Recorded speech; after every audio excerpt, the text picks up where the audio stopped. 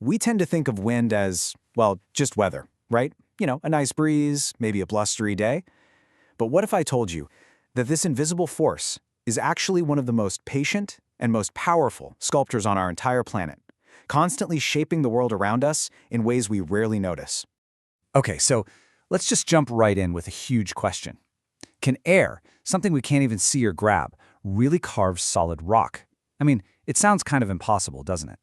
Well, the answer is a massive yes. It absolutely can. But it doesn't happen overnight. It happens slowly, incredibly patiently, one tiny grain of sand at a time, over timescales that are just mind-boggling. So let's properly meet this artist. We're going to pull back the curtain on the force responsible for some of the world's most incredible and dramatic landscapes. The official term for what our artist does is wind erosion. Now, it's really easy to get this mixed up with weathering, but they're totally different things. Think of it like this. Weathering is the hammer that breaks big rocks into little pieces. But erosion is the crew that comes in, picks up all those pieces, and hauls them somewhere else. Our sculptor is basically the driver of that crew. Now, like any great artist, this one is pretty picky about its studio. It needs 3 things to really get into a creative flow: dry climates, tons of loose stuff like sand and dust lying around, and very few plants to hold all that material down. That's the perfect recipe. That's where our invisible sculptor loves to work. Okay, so if the desert is the studio, what about the tools? That brings us to our next section, nature's sandpaper. We're going to look at the exact techniques this invisible force uses to do its work. Which leads to the obvious question, right? How in the world does this invisible force actually move its tools?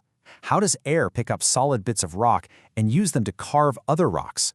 Turns out, the wind has 3 main moves, and it all depends on how big the particles are. The tiniest, finest bits of dust, they just float in the air, totally effortless. That's called suspension. Then you have the slightly bigger sand grains. They bounce and skip along the ground in a kind of hopping motion called saltation.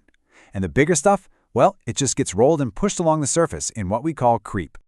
And that right there, that's the whole secret. Those moving particles, the ones floating and skipping and rolling, they are the real tools. They are the grit on nature's sandpaper. They smack into bigger rocks over and over again, relentlessly chipping away, day after day, for thousands and millions of years.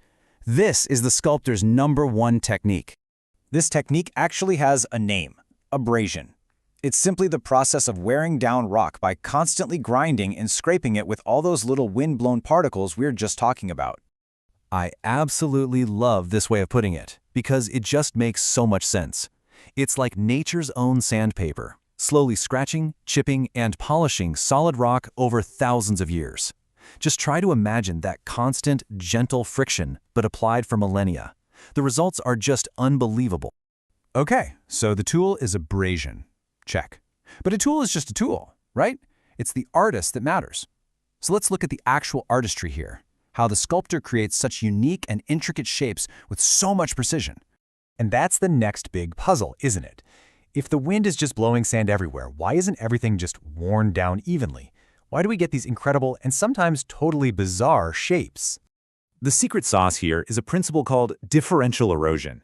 And honestly, it's a super simple but incredibly powerful idea. Softer rock just wears away way faster than harder rock. The wind is a total opportunist. It always attacks the weakest spots first. So you can see how this plays out, right? The softer rock gets carved out really quickly, and that's what forms these deep hollows or the skinny bases of formations. Meanwhile, the tougher, harder rock resists the erosion for much longer, and it ends up becoming the protective caps and ridges that stick out. This one simple difference in rock hardness is what creates all the amazing complexity we see out there. Which brings us to the main event. It's time to walk through the gallery and check out some of the masterpieces created by all this wind erosion. This is where we get to see the absolutely stunning results of these slow, patient processes. So, on display today in our little gallery of nature, we've got 3 showstoppers for you: ventifacts, rock pedestals, and desert pavement. Let's take a closer look at each one. First up, we have ventifacts. Think of these as the perfectly polished gems of the desert. The rocks that have been meticulously smoothed, polished, and sometimes even given these flat, sharp faces, all from being blasted by wind and sand, usually from one dominant direction. They're literally shaped by the wind.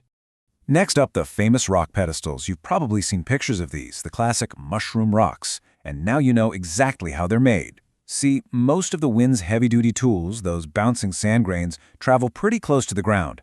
So they just relentlessly sandblast the softer rock at the base, carving it away, while the harder cap rock on top stays relatively safe. It's the perfect, most dramatic example of differential erosion you could ask for.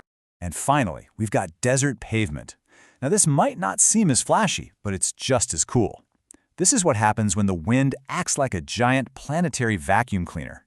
It just blows away all the fine loose stuff, all the sand and dust, and what's left behind is this tightly packed surface of bigger rocks.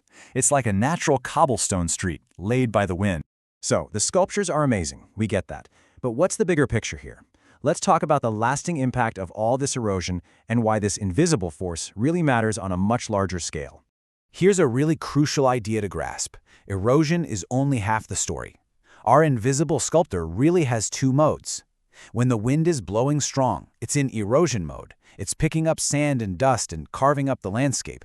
But eventually that wind has to slow down. And when it does, it enters deposition mode.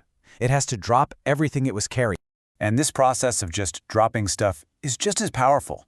When the wind drops all that sand, it can build massive sand dunes. When it drops the fine dust it carried for hundreds of miles, it can create something called loess deposits. These huge blankets of super fertile soil. But there's always a flip side, right? That same wind that creates fertile land somewhere else might have removed it from farmland, stripping away precious topsoil, which is a huge deal for agriculture around the world. And that really brings us to our final thought. We've seen how a force as simple as the wind can, over enormous stretches of time, literally create and destroy entire landscapes. It kind of makes you wonder, doesn't it? What other invisible forces are out there, slowly, patiently, and powerfully shaping your world right now?